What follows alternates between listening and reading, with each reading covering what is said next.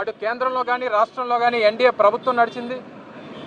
కానీ 2014లో ఇచ్చినటువంటి ఏ ఒక్క హామీని కూడా ప్రజలకి అమలు చేసినటువంటి దాఖలాలు లేవు. ప్రత్యేక హోదా గాలికి వదిలేశారు. పోలవరం ప్రాజెక్టు ఒక ఏటీఎంలా వాడుకున్నారు. విశాఖపట్నం కేంద్రంగా రైల్వే జోన్ ఏర్పాటు గురించి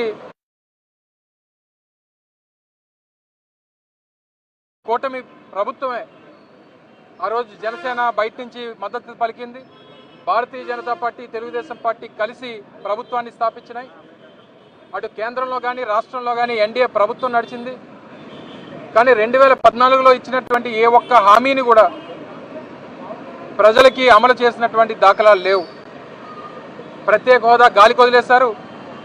పోలవరం ప్రాజెక్టు ఒక ఏటీఎంలా వాడుకున్నారు. విశాఖపట్నం కేంద్రంగా రైల్వే జోన్ ఏర్పాటు గురించి ప్రస్తావించేటువంటి నాదుడే లేడు.